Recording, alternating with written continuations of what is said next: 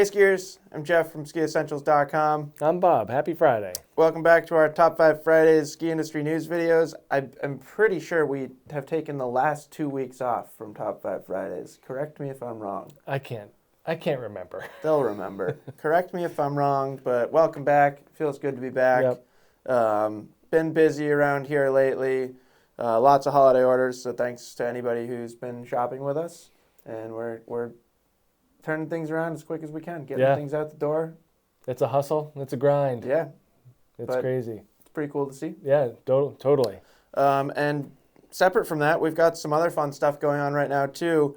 Every year we host a online raffle fundraiser. All the proceeds, all the money that we earn from that raffle goes directly to youth ski programs here in Vermont. Traditionally, we've done basically 5 school systems that surround and include the Stowe area. This season, with our acquisition of Basin down in Killington, we're adding Killington programs as well. So really cool, great way to literally help kids get on snow that wouldn't otherwise be able to get on snow. It really does go towards their equipment and their lift ticket and their transportation costs and all that kind of stuff. So pretty cool. Yeah, it's pretty direct. Like, it's a direct impact. Very direct. It works really well. Yep. They're always really excited every time they get the donation check or every year. So check that out. It's basically $10 for every raffle ticket that you want to buy. There's no limit to how many that you can buy. It's pretty crazy prizes this year. We were looking through the ski pile, and it was pretty sweet. It's $10,000 worth of prizes. I remember that. I don't remember exactly how many pairs of skis it is, but it's a lot of stuff. And speaking of winning things, we just did a giveaway on our Instagram channel, just some Ski Essentials swag before I announce the winners. Just a quick note, we've seen I described it as an alarming number of fake Ski Essentials accounts popping up. So be really careful if there's a Ski Essentials account or something that looks like a Ski Essentials account that's contacting you and asking you to fill out a form or something. They're usually trying to pry for personal information or money. That is not us. All the giveaways that we do, the only thing that we would ever ask you for is a shipping address, and that's only if you actually won. Right. And as sort of 2-step authentication, I think we'll announce them here on Top 5 Fridays as often as we can. And then you'll know. Then you'll know that it's legit. So in this week's giveaway, congratulations to, my apologies if I butcher your names, Matt Bourbeau, Matt Frazier, and Betsy Garnick. Nice. Yeah. So we'll get in touch with you. Maybe we have already, and if maybe John might be doing it right now. But we'll get your sizes and we'll get that gear out to you right away. And with that said, unless you have anything else, Bob? Nah, I think you covered it. I think so. Yep. A lot going on. So with that said, we'll get right into this week's news. Start off with some FIS ski racing news. The women were in Lake Louise last weekend. Isabella Wright and Breezy Johnson both had a great 3-day stretch. In the first race, Isabella Wright was 13th, Breezy Johnson was 16th. Day later, Wright was 18th, Johnson was 26th. And on the third day, Johnson just edged her out, taking 23rd with Wright in 24th. The women are now on their way to Italy. Actually, I think they're already in Italy for giant slalom and slalom. So pretty cool to see some strong women's finishers there. And then the men were in Beaver Creek. A couple highlights from those races. Ryan Cochran-Siegel picked up 7th in the downhill. Love when Ryan skis well. Yeah, they say he's skiing fast these days. Yeah, sure looks fast. It's that northern Vermont influence for sure. Skiing out in Colorado's easy. Yes, no problem.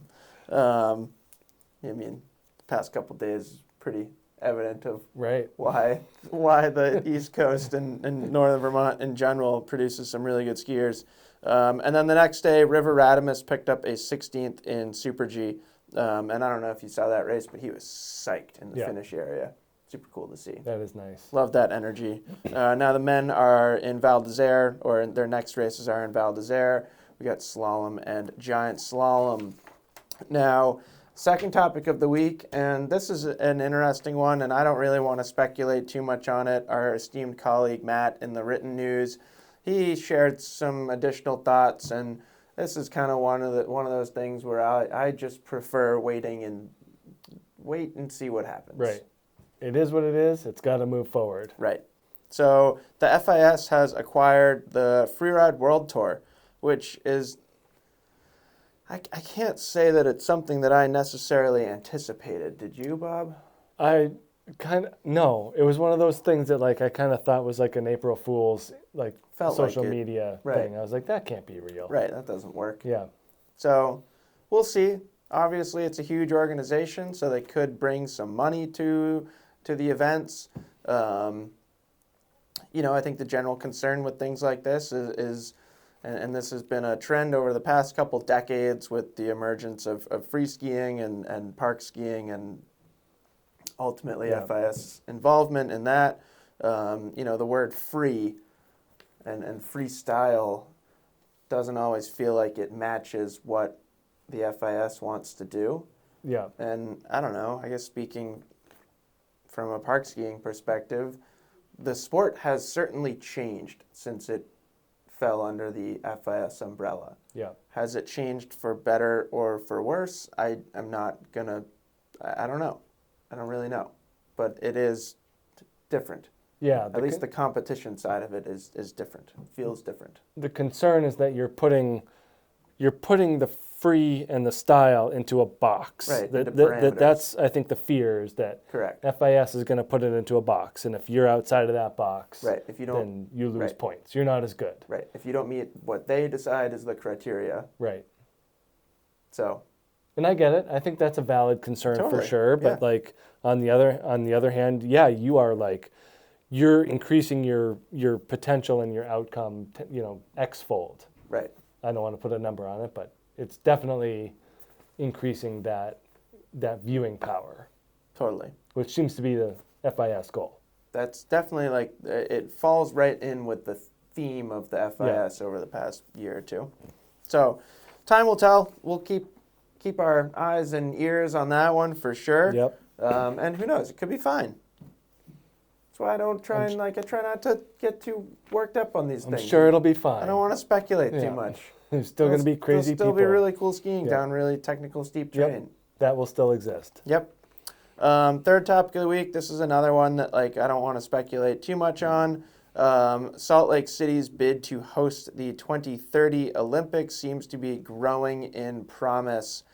We had an article from skiracing.com that shares some thoughts and ideas that Salt Lake has become kind of the front runner for the 2030 pick. The other two that have bids in are Vancouver and Sapporo, Japan.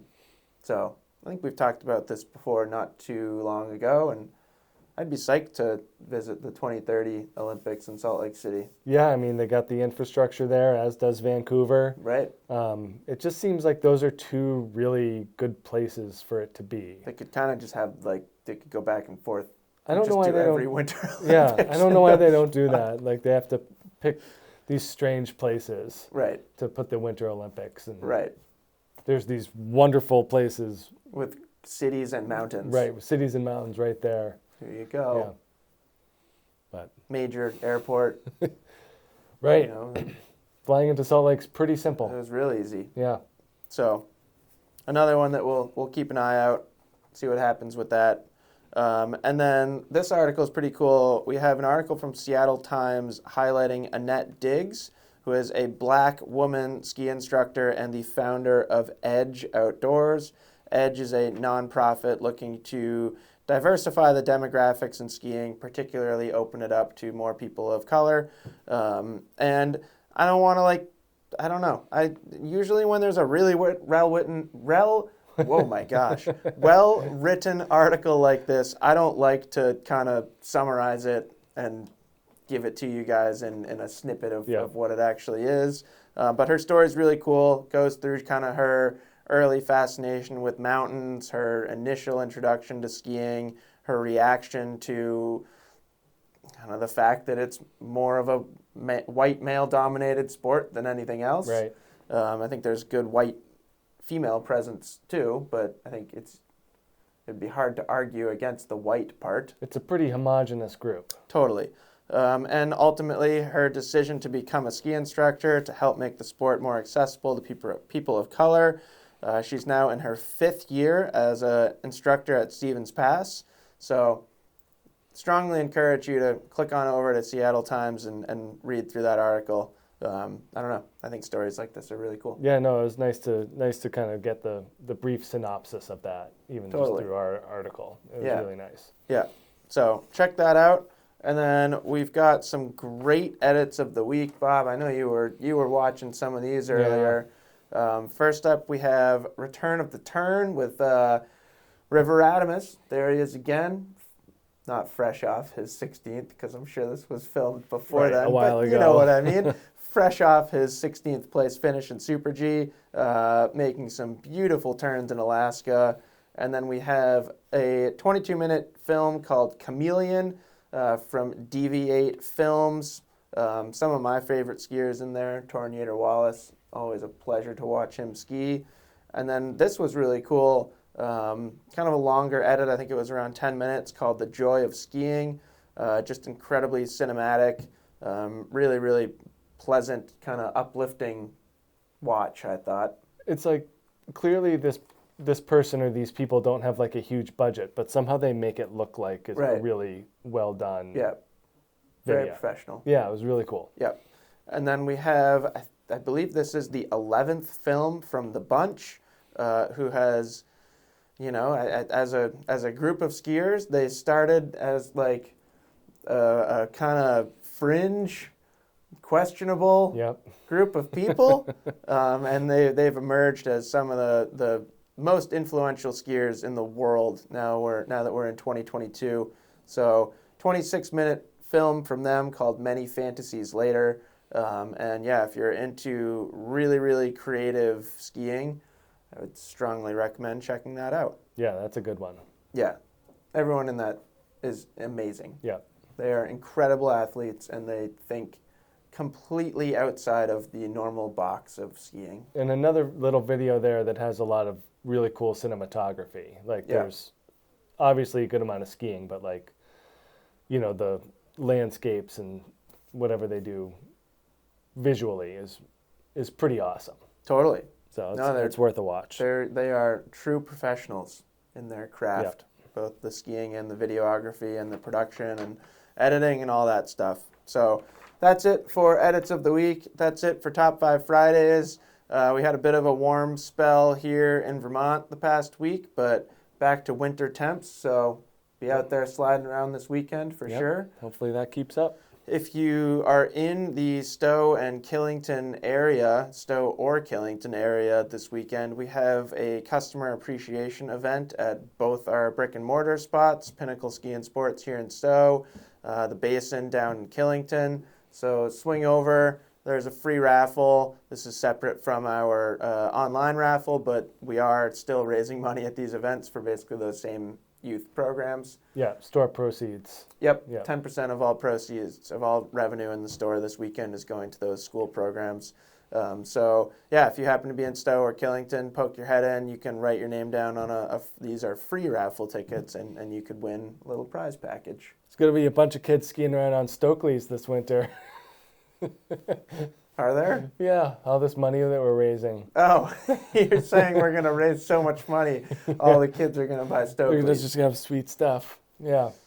I don't think that'll happen, but I enjoy the concept. Yeah. So that's it for this week's Top 5 Fridays.